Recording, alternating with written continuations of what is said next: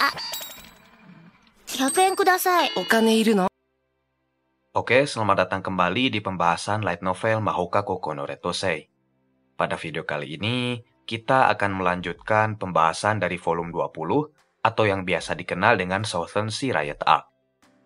Sebelum kita menuju ke pembahasan, seperti biasa, saya ingatkan buat kalian yang suka dengan video-video dari channel ini, saya mohon dukungannya dengan like, subscribe, dan share channel ini ke teman-teman kalian supaya channel ini cepat berkembang. Oke, sebelum kita menuju ke pembahasan lanjutan dari volume 20, seperti biasa kita akan sedikit recall atau mengingat kembali adegan terakhir di video sebelumnya. Nah, di video sebelumnya itu kita sudah tahu ya bahwa di waktu yang bersamaan dengan pertemuan Tatsuya dengan Kazama dan Chen Xiangsan, kakak-kakak kelas Tatsuya atau Azusa dan kawan-kawan sedang terlibat dalam suatu masalah. Azusa dan kawan-kawan ini saat itu sedang berusaha untuk menolong seorang gadis berambut pirang yang terlihat akan diculik oleh 4 orang pria asing. Dan mau gak mau, pertarungan antara Azusa dan kawan-kawan dengan 4 orang asing yang diduga akan menculik itu tidak bisa dielakkan lagi. Nah, singkat cerita, pertarungan pun terjadi dan berlangsung lumayan sengit. Kirihara, Sawaki, dan Mibu yang berhadapan langsung dengan keempat orang asing itu lumayan kerepotan karena rupanya keempat orang asing itu menguasai teknik bela diri ala militer. Untungnya, para kakak kelas Tatsuya ini bisa mengalahkan mereka semua. Dan kemenangan mereka ini tidak terlepas dari bantuan Hattori yang selalu mensupport dengan sihir jarak jauhnya. Intinya kemenangan mereka ini berkat kerjasama apik mereka. Dan setelah mengalahkan keempat orang asing itu, Azusa dan kawan-kawan tidak melaporkan keempat orang asing yang diduga akan menculik itu ke petugas keamanan. Gak dilaporin ya. Tapi Azusa dan kawan-kawan hanya membiarkan keempat orang itu pingsan di jalanan. Dan mereka ini lebih memilih untuk segera membawa lari si gadis pirang tadi ke tempat yang lebih aman. Singkat cerita, Azusa dan kawan-kawan pun sampai di sebuah kafetaria. Di sana, Azusa dan kawan-kawan atau para kakak kelas Tatsuya menanyakan nama serta keadaan si gadis pirang itu. Nah, si gadis pirang ini memperkenalkan dirinya sebagai Jasmine Jackson. Si Jasmine ini juga menjawab bahwa dirinya baik-baik saja. Nah, hebatnya, si Jasmine ini menjawab pertanyaan Azusa dan kawan-kawan dengan bahasa Jepang yang fasih. Dan dia ini tampak sangat tenang dan tidak terlihat ketakutan sama sekali, seolah-olah dirinya tidak mengalami hal buruk. Nah, dari sini, Azusa dan kawan-kawan mulai curiga ke Jasmine. Soalnya, ya biasanya, kalau anak kecil seumuran 12 atau 13 tahun itu, pastinya bakal ketakutan banget kalau tahu dirinya bakal diculik. Tapi si Jasmine ini gak terlihat ketakutan sama sekali, jadi pada aneh gitu, pada curiga. Azusa dan kawan-kawan pun ngerasa bahwa si Jasmine ini nampak terlalu dewasa untuk anak seusianya. Akan tetapi, kecurigaan Azusa dan kawan-kawan ini hanya berlangsung sebentar, karena beberapa saat kemudian, ayah dari si Jasmine ini tiba-tiba muncul. Nah, ayah dari si Jasmine ini tak lain adalah James Jackson yang sosoknya ini sedang diselidiki oleh pihak Batalion Sihir 101. Tapi di sini Azusa dan kawan-kawan nggak tahu masalah ini ya. Terus setelah berhasil menemukan Jasmine, James berterima kasih ke Azusa dan kawan-kawan karena sudah menjaga Jasmine. Setelah itu, James Jackson dan Jasmine buru-buru langsung pamit kepada Azusa dan kawan-kawan dan setelah itu mereka langsung pergi. Setelah James dan Jasmine pergi, Azusa dan kawan-kawan mulai berdiskusi perihal keempat orang asing yang sudah mereka kalahkan tadi. Sawaki, yang telah mengalahkan beberapa orang dari keempat orang asing itu, mengetahui fakta bahwa orang-orang yang ingin menculik Jasmine itu ternyata berbicara dengan bahasa Cina. Dan kemungkinan besar keempat orang asing itu berasal dari Aliansi Asia Raya. Sontak, Azusa dan kawan-kawan pun terkejut mendengar hal ini. Mereka khawatir kejadian seperti kekacauan di Yokohama akan terjadi lagi. Soalnya kejadian di Yokohama kan melibatkan pihak Aliansi Asia Raya. Namun tampaknya mereka tidak bisa berbuat apa-apa.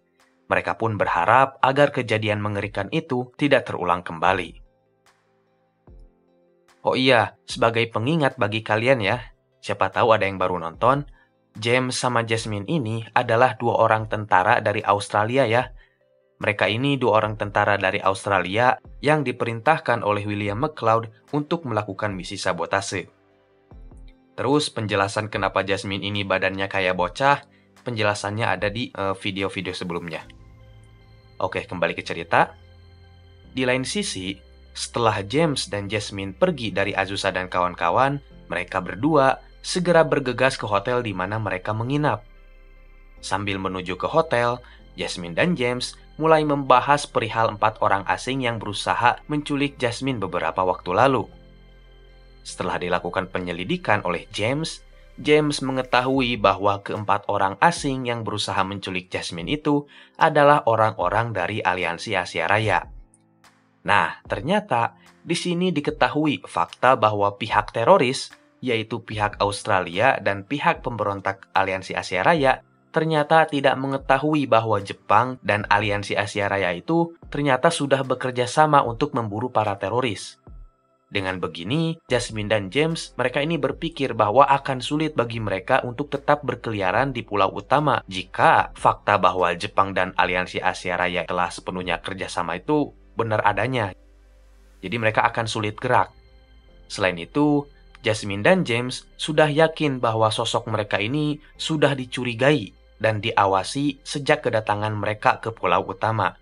Jadi, jika mereka berdua tidak lari dari hotel tempat mereka menginap sesegera mungkin, James dan Jasmine akan benar-benar ditangkap oleh pihak Jepang atau Aliansi Asia Raya.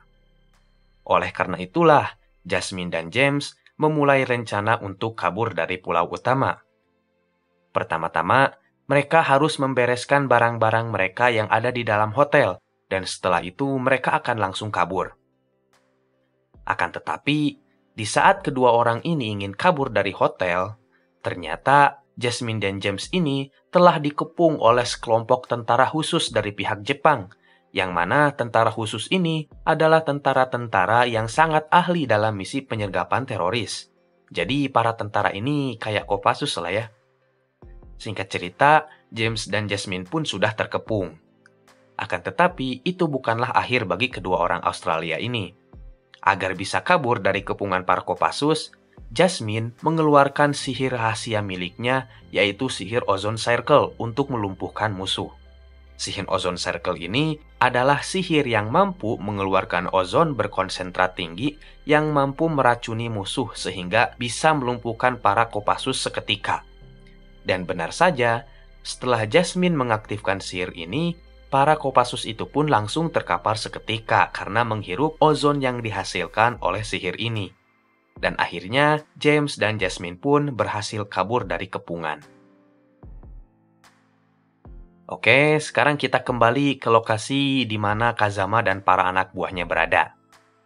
Setelah Tatsuya, Miyuki, dan Minami menyelesaikan pembicaraan dengan Kazama, Tatsuya dan kawan-kawan langsung pulang ke hotel di mana mereka menginap. Setelah kepulangan Tatsuya dan kawan-kawan, Kazama saat itu langsung meminta laporan kepada Fujibayashi perihal pasukan Kopassus yang telah dia kirim untuk menangkap Jasmine dan James.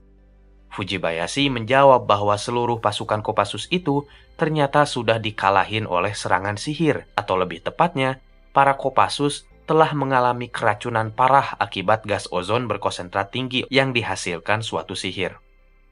Dan setelah diselidiki, ternyata para Kopassus itu keracunan oleh suatu sihir yang bernama Ozone Circle. Kazama lumayan terkejut mendengar hal ini, karena setahu Kazama, Ozone Circle itu adalah sihir yang diciptakan di wilayah Eropa, dan hanya penyihir tingkat tinggi dari Persatuan Negara Eropa sajalah yang mampu mengaktifkan sihir Ozone Circle ini, termasuk kedua penyihir strategis dari Jerman dan Inggris.